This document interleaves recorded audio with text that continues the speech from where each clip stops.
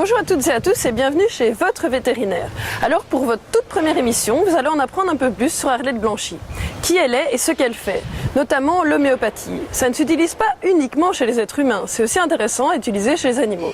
Tout de suite, plus d'informations avec Arlette Blanchy.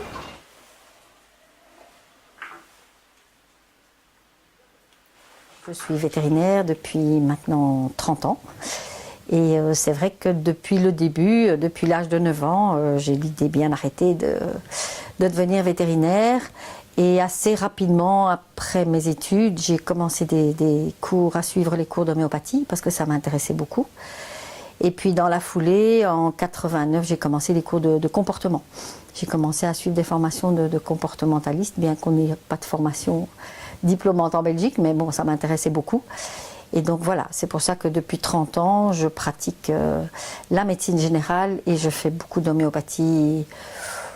J'aide autant que je peux les animaux avec des problèmes de comportement, aussi bien les chats que les chiens. Alors l'homéopathie est exactement pareil, que ce soit chez les humains ou chez les animaux. On utilise les mêmes produits, on utilise les mêmes connaissances, les mêmes matières médicales, les mêmes livres de référence. La seule chose évidemment, c'est qu'on n'a pas accès à toutes les informations qu'un humain pourrait donner à son praticien. Donc on doit faire preuve d'un peu plus de subtilité et d'observation. Mais dans l'absolu, les remèdes sont exactement les mêmes. Et donc le traitement est exactement semblable. D'abord, la grosse différence entre l'allopathie et l'homéopathie, c'est qu'on considère le patient comme un tout. On vient pour un symptôme, pour un organe, mais en fait on va interroger le propriétaire sur la globalité de l'animal, ses antécédents médicaux, sur son caractère, son comportement. Donc on essaie vraiment, c'est ce qu'on appelle une médecine holistique, c'est-à-dire qu'on va soigner l'animal dans son ensemble. On va rééquilibrer l'ensemble de l'énergie de l'organisme et pas uniquement soigner un organe ou un système qui est défaillant. Donc ça, c'est la grosse différence. On utilise les remèdes homéopathiques qui sont expérimentés dans le sens où on teste les symptômes que le remède est capable de produire chez un individu sain. Et on liste tous les symptômes et puis alors on transpose et quand on a un patient malade, on voit les symptômes qu'il présente et on fait la comparaison entre le tableau clinique du patient et les connaissances qu'on a de tel et tel remède. Et on essaie de trouver celui qui matche le mieux et on essaie de trouver ce qu'on appelle le remède de fond. C'est-à-dire le remède qui va le mieux possible aider le patient à le rééquilibrer. Et cette technique-là est aussi bien utilisée en médecine vétérinaire qu'en médecine humaine.